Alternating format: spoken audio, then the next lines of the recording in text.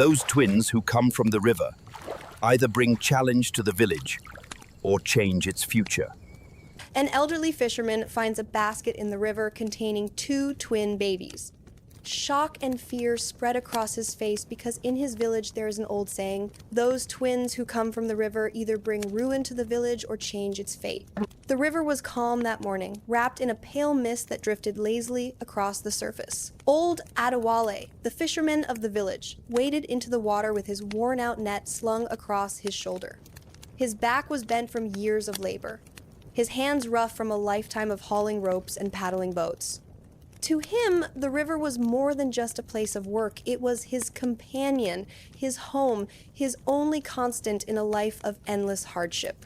As he cast his net, something unusual floated near the reeds. At first, he thought it was just another basket washed down from the upstream markets. But the closer he went, the more he noticed how carefully it was woven, how tightly it was sealed, as though it was meant to carry something precious. His heart quickened. He pushed aside the reeds and pulled the basket toward him. What he saw made the air leave his chest. Inside lay 2 tiny babies, twins wrapped in soaked cloth, their faces calm, as if asleep. For a moment, Adewale froze. His mind screamed that this was impossible, that no one would abandon children like this. Yet here they were, breathing softly, their small chests rising and falling with life. A wave of fear gripped him. In his village, twins were not seen as blessings. They were whispers of old tales, of curses and omens, of rivers that gave but also took away. The elders always said, children found by the river are marked by destiny. Either they bring fortune beyond measure or ruin that no man can withstand. Adewale remembered these words, and his hands trembled as he held the basket. He looked around, half expecting to see someone rushing out of the forest to claim them. But the river remained silent, the trees still, the mist curling like breath over water. It was only him, the twins, and the eternal sound of the flowing current. His first thought was to push the basket back into the water, to let the river decide their fate. That would have been easier. No questions, no responsibility, no curse clinging to his name. Yet as he looked at the fragile faces of the infants, something broke inside him. Perhaps it was pity, perhaps it was fate, or perhaps it was the loneliness that had eaten at him since the death of his wife and child many years ago. Slowly, he lifted the basket into his arms. The babies stirred, their eyelids fluttering, their tiny hands curling as if searching for warmth. A strange calmness washed over him, as though the river itself had chosen him for this burden. Still, he knew what awaited him in the village. Suspicion, fear, anger. They would say he had brought danger to their doors. They would not see children, they would see omens. Adewale sighed deeply, his chest heavy with the weight of choice. But he had already decided he would take them home. Whatever curse, whatever blessing they carried, it was now tied to him. The fisherman had pulled many things from the river: fish, wood, even lost belongings, but never before had the river given him life itself. And so, with the mist curling behind him and the basket cradled in his arms, Adewale walked back toward the village, unaware that his simple act of mercy would set into motion a tale that would change everything: his life, his people, and the destiny of the twins who slept in his embrace. The path back to the village was long, winding through tall grasses that whispered against the wind. Adewale held the basket close, every step heavy with the weight of his decision. The twins stirred now and then, soft whimpers escaping their tiny lips, but they did not cry. It was almost as if they knew they had to remain quiet, as though the forest itself was listening. When he finally reached the cluster of mud huts that formed the heart of his village, a few women carrying firewood saw him first. Their eyes fell on the basket, and one of them gasped. "What is that, Adewale?" she asked, her voice trembling. He did not answer at once. He wanted to ease them gently, but there was no gentle way. He knelt down and revealed the sleeping babies. The women staggered back, their bundles of wood dropping to the ground. "Twins," one of them whispered, her face pale, "from the river." The news spread like wildfire. Within minutes, a crowd gathered around his hut, murmurs rising like the buzzing of angry bees. Some made signs to ward off evil, others whispered old tales of doom. An elder, his face carved with deep lines of age, stepped forward. His name was Baba Olufemi, the village seer. His eyes, milky with blindness, still carried a weight that silenced the restless crowd. "Adewale," he said slowly, "why have you brought them here?"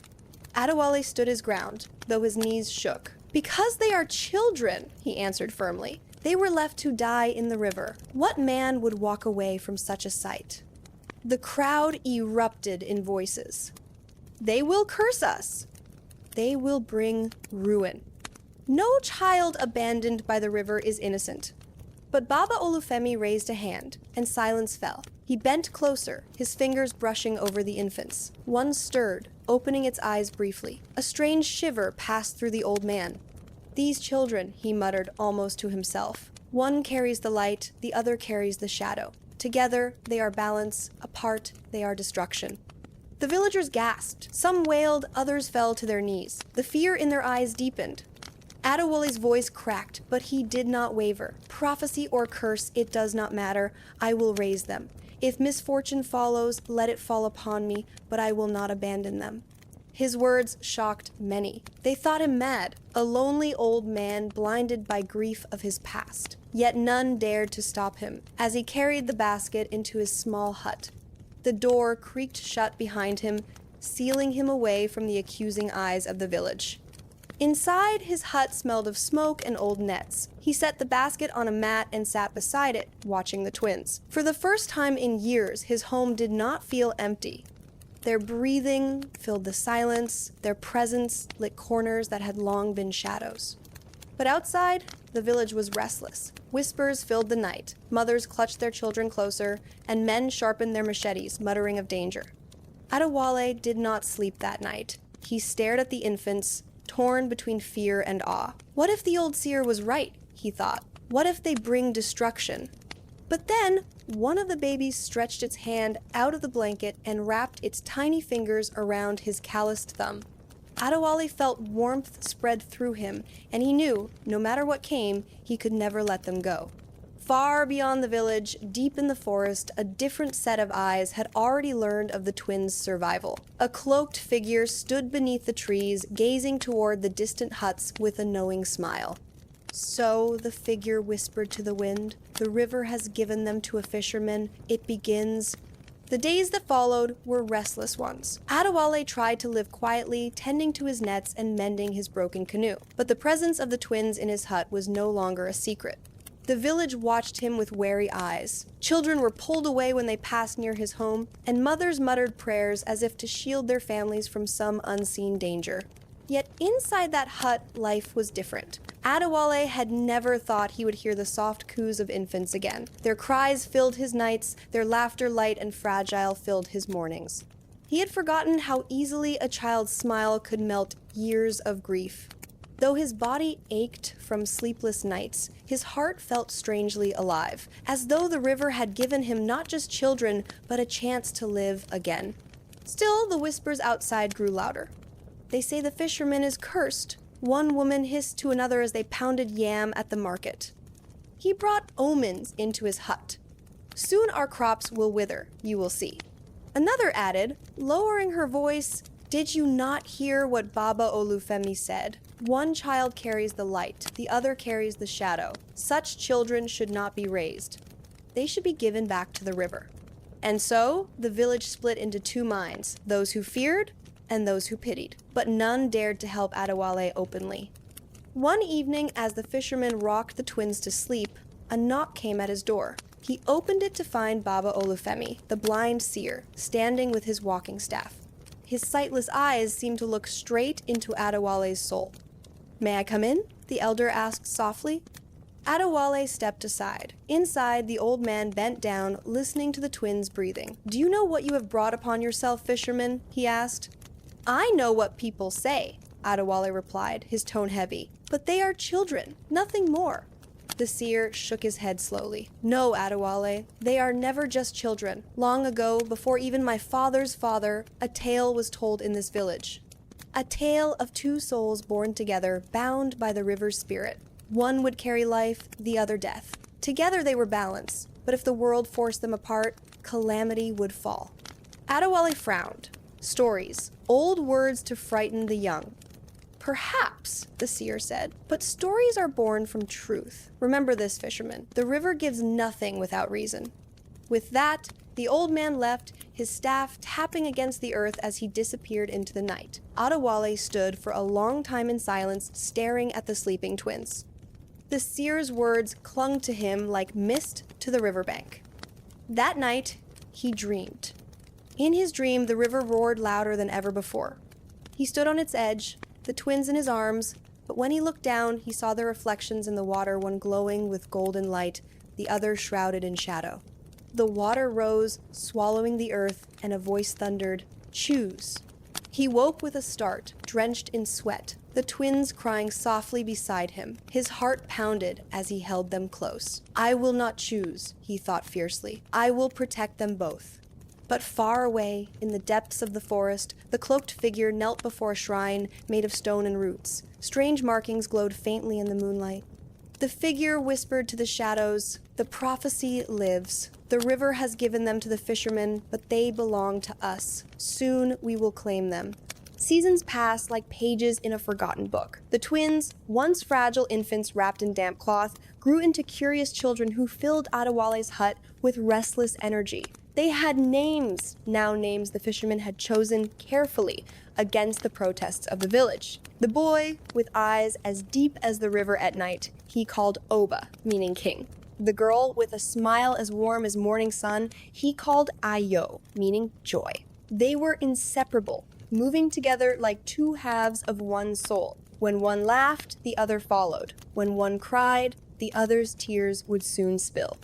Adewale often watched them play by the riverbank, his heart swelling with a pride he thought he would never feel again. But he could not ignore what he saw. Wherever Ayo went, flowers seemed to bloom brighter. Goats bore healthy kids, and children around her rarely fell ill. She carried with her an aura of warmth and plenty. Oba, however, was different. When his gaze lingered too long, storms seemed to gather. Birds would fall silent, and shadows stretched unnaturally. More than once, Adewale found his clay pots shattered for no reason after Oba had been near them.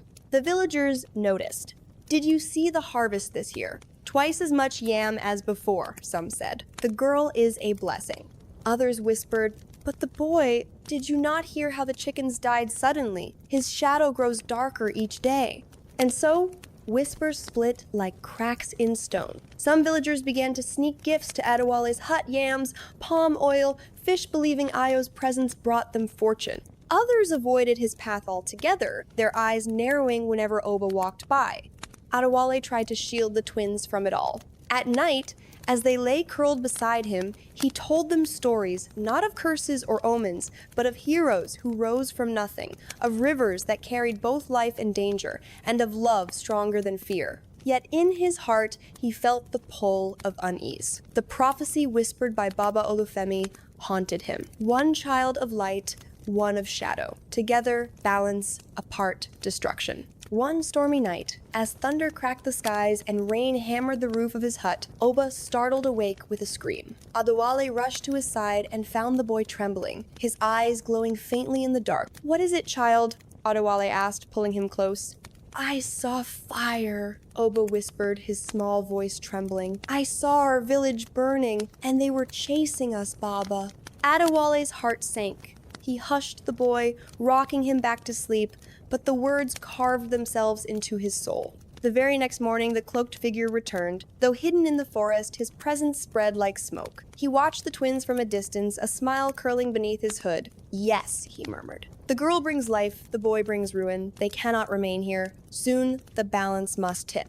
And for the first time, Adewale felt that he was no longer just fighting whispers of villagers. He was fighting fate itself. A fate that had begun the moment he pulled that basket from the river. The unease in the village grew like thunderclouds before a storm. By now, everyone had seen it, the strange fortune that followed Ayo and the dark misfortunes that clung to Oba. It was no longer rumor, but conviction, whispered in every corner.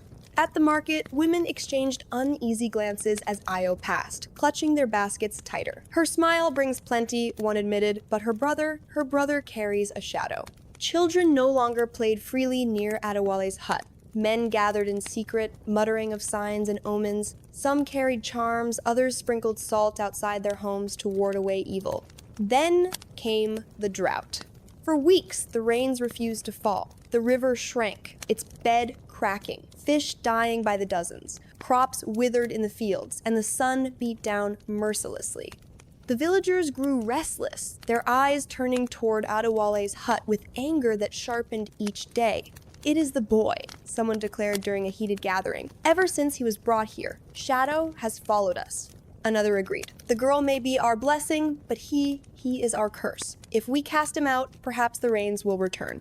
The crowd roared in agreement, and soon the decision was made. They would demand the boy be given back to the river.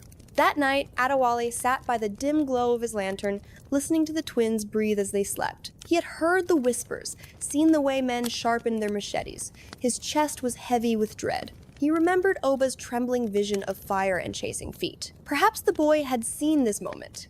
Suddenly, there was a pounding at his door. Voices outside shouted, "Adewale, come out!" He rose, heart pounding, and opened the door. A crowd stood before him, torches flickering in the night, shadows dancing across angry faces. At their front stood the village chief, his expression grim. "Adewale," the chief said, "we have tolerated this long enough. The drought is upon us. The river is angry. You must return the boy." Silence fell, broken only by the hiss of torches. Adewale looked back at Oba, who stirred in his sleep, unaware of the fury outside. His old fisherman's body shook, but his voice came strong.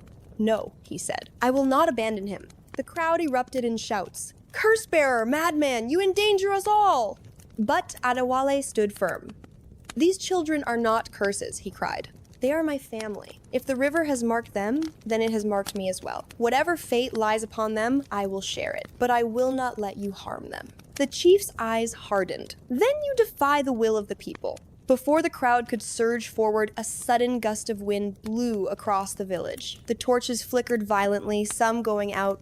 The people gasped as Oba appeared at the doorway, eyes glowing faintly in the darkness. He clutched his sister's hand tightly, and together they stood behind Adewale. The villagers recoiled, fear twisting their faces. One woman screamed, "It is true! He carries the shadow!" But then Ao stepped forward, her small hand raised. The wind stilled, the torches steadied, and for a moment the night felt calm, almost sacred. The crowd fell silent, torn between awe and terror. Adewale pulled the twins back into the hut and barred the door. His heart thundered. He knew now the village would not rest. They had seen too much, believed too deeply. As the night dragged on, he sat awake, staring at the children curled beside him. His thoughts circled endlessly. He could no longer protect them here. If the village would not accept them, he must find a way beyond its borders, into the unknown forests, where perhaps destiny itself waited. And in the forest, the cloaked figure watched from a distance, eyes gleaming. "Yes," he whispered, "fear grows. Soon they will be driven into my hands." The decision came with the dawn. Adewale had not slept, his mind weighed down by the memory of the torches, the angry shouts, the fear in the villagers' eyes. He knew there would be no peace here. Not for him, not for the twins. By staying, he would only invite violence. As the first light crept over the horizon, he packed what little he owned. A fishing knife, a woven mat, dried yam wrapped in cloth, and the old canoe he had mended countless times. The twins stirred sleepily as he lifted them, whispering softly, "We must go, my children. The river that gave you will now guide us." He slipped quietly through the narrow paths, avoiding the main square where men still gathered. The village was silent, heavy with drought and suspicion, but Adewale felt eyes on him as he passed. Perhaps it was only his imagination, or perhaps someone truly was watching. When they reached the riverbank, the canoe waited like a loyal friend. Adewale placed the twins inside, their wide eyes reflecting both fear and excitement. He pushed the canoe into the water, climbed in, and let the current carry them away. For a time, there was only silence, the gentle splash of oars, the croak of distant frogs. The forest loomed around them, ancient and alive. Tall trees leaned over the river as if whispering secrets, their roots twisting like serpents into the water. But as night fell, the forest changed. Strange cries echoed from the darkness. The air grew heavy, filled with the scent of damp earth and unseen creatures. The twins huddled close, and Adewale held them tight, whispering stories to drown out their fear. Then it came the sound of rushing water. The canoe shuddered as the current quickened. Adewale's heart pounded. "Hold on!" he cried, though the children were too small to understand. The river roared, dragging them toward a cluster of jagged rocks. He thrust his oar into the water, muscles straining, but the current was merciless. The canoe struck hard, splintering. Adewale grabbed the twins, clutching them against his chest. As the world turned into spray and foam, they were thrown into the water, pulled beneath, tossed like leaves in a storm. Adewale fought with every ounce of strength, kicking, clawing, holding on to the children as though his life meant nothing without them. At last, the current spat them out into calmer waters. Gasping, coughing, Adewale dragged himself and the twins to shore. They collapsed beneath a giant tree, soaked and trembling. The children clung to him, and he whispered over and over, "You are safe, you are safe." But even as he said it, he felt a presence. From the shadows between the trees, figures emerged tall, cloaked, their faces hidden. Their movements were silent, almost inhuman. One of them stepped forward, a staff glowing faintly in his hand. His voice was smooth, cold, and commanding. "Give us the children, Fisherman. They do not belong to you." Adewale's arms tightened around the twins. "Who are you?" he demanded. The figure tilted his head. "We are the keepers of the prophecy. The river marked them, and we have waited long for their return. Hand them over, and we will spare your life." The twins whimpered, pressing their faces into Adewale's chest. Fear burned in his veins, but so did resolve. He rose slowly, knife in hand, though his body shook. "They are not yours," he said. "They are mine." The cloaked figure laughed softly, a sound that made the forest seem colder. "Then you will die for them." The other figures stepped forward, surrounding him. Adewale felt his heart hammering, his breath short. Yet even in that moment, he stood tall, shielding the twins with his body. And just as the first figure raised his glowing staff, the ground beneath them trembled. The river roared once more, but not with the sound of water. It was a deep, echoing voice that seemed to rise from the earth itself. "They are not yours to take." The cloaked figures froze. The staff flickered. For the first time, Adewale saw fear in their hidden faces. The forest had spoken. The forest trembled for a long moment, the voice echoing through the trees like thunder caught between roots and sky. The cloaked figures faltered, their staffs dimming. One of them hissed, "The spirit speaks. This is not the time." And just as quickly as they had appeared, they melted back into the shadows, vanishing into the night. Adewale collapsed to his knees, clutching the twins. His body shook from exhaustion, but relief filled his chest like a tide. He pressed his forehead to the damp earth and whispered a prayer of thanks, for now they were safe. Yet questions swirled in his mind. Who were those figures? Why did the forest itself rise to protect the children? And most of all, what truly were Oba and Io? The next morning, he carried the twins deeper into the forest, away from the river's edge. Hunger gnawed at them all, and their clothes clung wet and heavy. At last, he stumbled upon a clearing where an old shrine stood, half swallowed by vines. Moss clung to its stone surface, and ancient carvings traced symbols of waves, suns, and shadows. Adewale felt a shiver. Something about the place felt alive, as though it had been waiting. He laid the twins on a dry patch of grass and approached the shrine. His fingers brushed the carvings, and the air thickened. Suddenly, the stones glowed faintly, and a voice soft yet mighty filled his mind. "Fisherman, you who pulled them from the river, you carry a burden that was not yours, yet now is bound to your soul." Adewale staggered back, his heart hammering. "Who speaks?" The voice answered, "I am the river spirit, keeper of balance. Long ago, a prophecy was spoken. 2 souls would be born together, bound as one. The girl, bearer of life. The boy, bearer of shadow. Apart, they are ruin. Together, they are balance." Adewale whispered, "Why me? Why give them to me?" "Because only a heart unclouded by greed could shield them. The world will fear them. Others will try to claim them. But you saw children, not omens. For that, they are yours to protect." Tears filled Adewale's eyes. "I am an old man," he said. "I have nothing. How can I guard them against such destiny?" The voice softened. "Love is stronger than prophecy. Remember this. As long as you see them as your children, they will endure. The glow faded, leaving only silence. Adewale sank to his knees, overwhelmed. When he turned back, Oba and Ayo were awake, watching him. Oba's dark eyes seemed older than his years, while Ayo's smile shone with innocent warmth. They reached for him together, and in that moment, he felt the truth of the spirit's words. Whatever they were destined to be, they were first and always his children. That night, as he lay with the twins asleep against his chest, Adewale heard the forest stir again. But this time, it was not a threat. Fireflies rose in swarms, lighting the clearing like stars. The river murmured gently in the distance, as if singing a lullaby. Yet far away, in a hidden cave lit by flickering torches, the cloaked figure knelt before a blackened altar. His voice dripped with malice. The spirit protects them now, but prophecy cannot be delayed forever. The boy's shadow will grow, and when it does, he will belong to us. The days turned into weeks as Adewale carried the twins deeper into the wilderness. The forest was vast, a world of endless green shadows and hidden dangers. He learned to fish in narrow streams, to pluck fruits from high branches, to make fire from damp wood. Yet every night, he wondered how long his strength would last. One evening, as the sun bled red across the horizon, Adewale stumbled upon a small camp. Smoke curled from a fire, and around it sat travelers, hunters by their dress, their bows resting against tree trunks. Adewale hesitated, clutching the twins close, but hunger gnawed too deeply to ignore. He stepped forward. The hunters rose, hands on weapons, but the eldest among them raised his palm. "Peace, old one. Who travels with children through a cursed forest?" Adewale's voice was hoarse. "I seek no trouble, only food and shelter for the night." The man studied him, then looked at the twins. A strange flicker crossed his eyes, but he said, "Eat with us."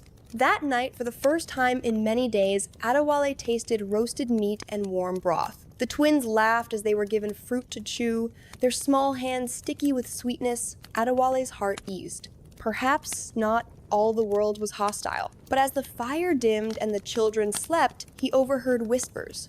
"They are the ones," a younger hunter muttered. "The river twins?" another hissed.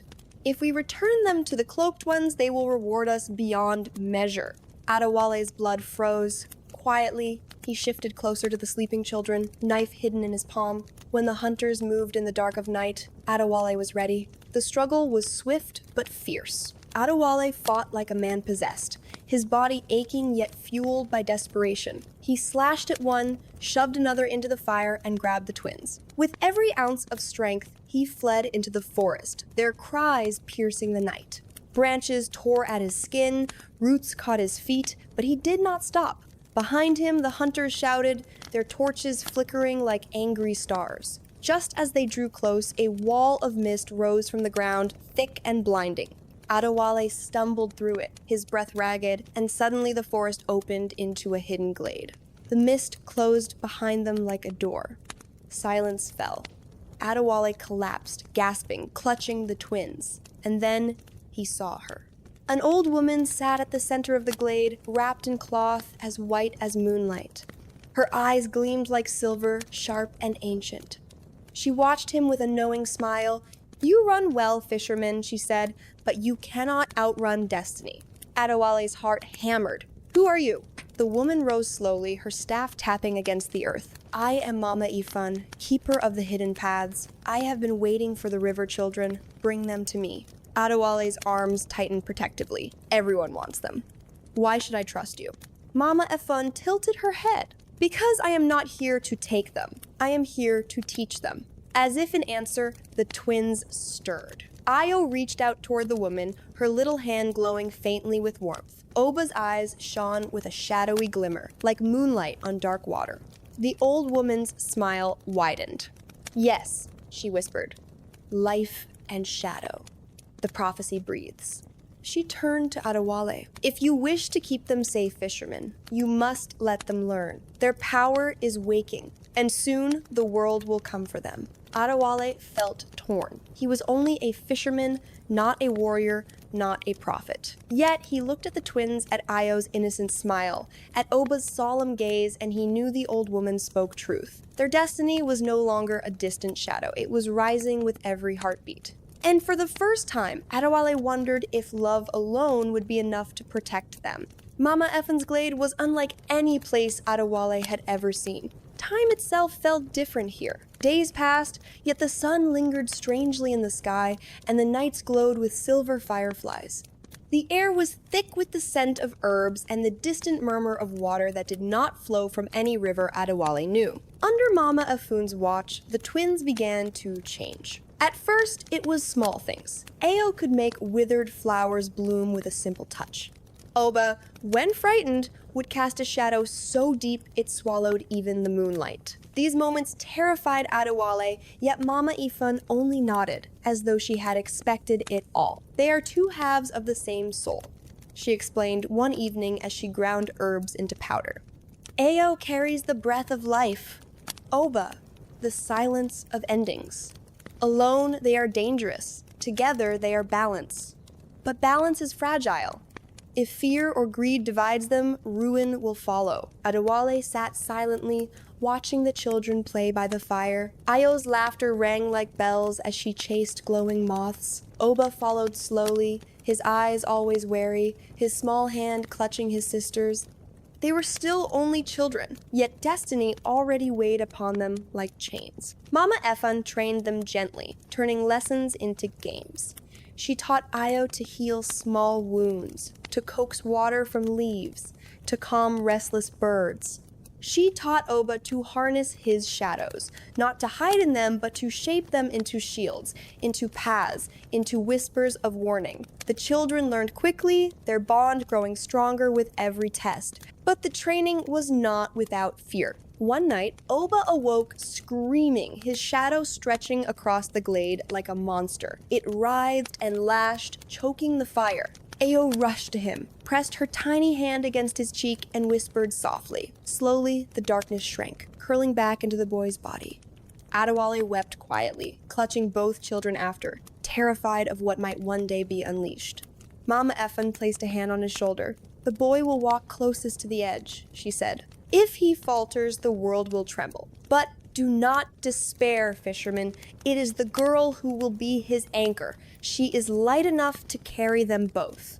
Still, the warnings pressed heavy on Adewale's heart. Could two children, so small and fragile, bear such a destiny? One evening, as twilight deepened, Mama Efun called Adewale aside. She spoke in a low, urgent voice. "The cloaked ones are moving. Their spies creep through the forest, seeking the children. Soon they will come in force. You cannot remain here forever." Adewale frowned. "Where, then, can we go? There is no village that will accept them."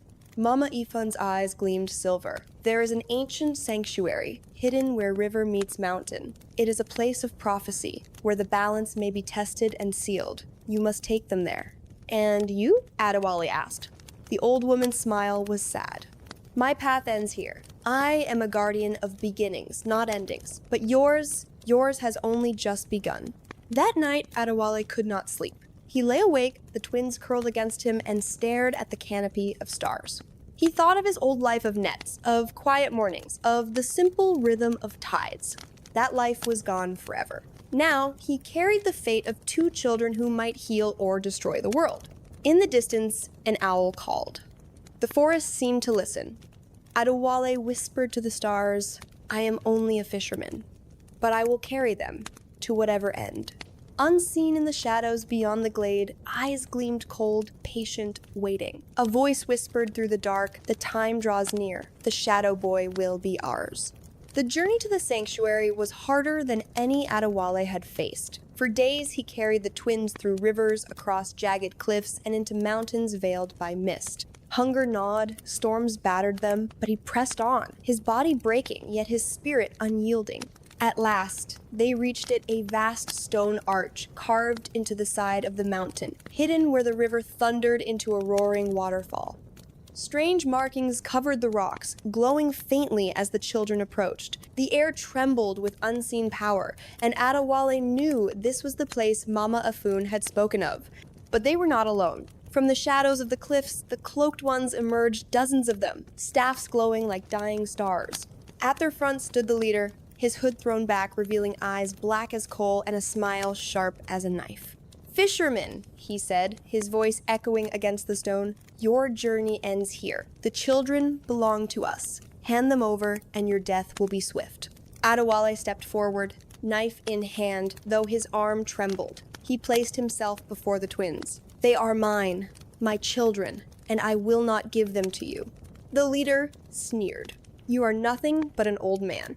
You cannot fight destiny."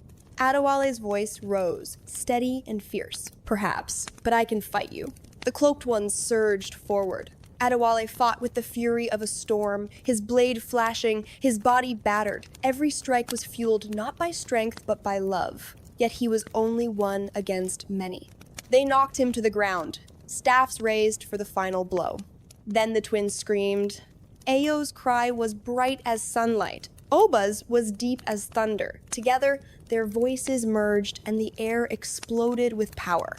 The mountain shook, the waterfall split into 100 streams of silver light, and the sanctuary's carvings blazed alive. Ayo's hands glowed, waves of healing light washing over the land, making flowers bloom through cracks in stone. Oba's shadows rose like living walls, shielding them, bending the cloaked ones into fear. But the power was unstable, tearing the earth apart. Adewale dragged himself upright, bloodied, gasping. He staggered to the children and took their hands, one in each of his. His voice cracked as he cried, "Listen to me. You are not shadow, you are not light, you are both. Together, you are balance. Together, you are whole." The twins turned to him, tears streaking their small faces. Their hands squeezed his, and for the first time, their powers aligned. Light and shadow twined like river and shore, weaving into harmony. The air calmed. The mountains trembling ceased. The cloaked leader roared, thrusting his staff high. They belonged to darkness. Oba looked at him, his small voice clear and strong. "No, I belong to her." He pointed at Ayo. Ayo's hand glowed brighter. "And I belong to him." Together they unleashed their power light, woven with shadow, gentle yet unstoppable. It struck the cloaked ones, unraveling their forms like smoke in the wind. The leader's scream echoed, then faded into nothingness. Silence fell. Adewale collapsed, his strength gone. The twins knelt beside him, their little hands pressed to his chest. Ayo's tears fell like rain, glowing as they touched his skin. Oba whispered, "Don't leave us." Adewale smiled weakly, his hand brushing their cheeks. "My children, you are the river's gift, but to me, you are simply mine." His voice faded, soft as the tide. "Live, together." The light in his eyes dimmed. His body stilled. The twins clung to him, their cries echoing into the sanctuary. But the mountain seemed to mourn with them. The waterfall glowed brighter, its spray wrapping around Adewale's body. Slowly, it lifted him, carrying him into the river's depths until he was gone. The twins stood hand in hand, their small figures framed by the glowing arch. Above them, the carvings burned with new life, the symbol of a circle, light and shadow entwined. The prophecy was sealed. Years later, travelers would speak of two children who walked the land, healing villages, ending droughts, restoring balance wherever they went. And always, they carried with them the memory of a fisherman, an old man who had been no prophet, no warrior, but whose love had changed the fate of the world.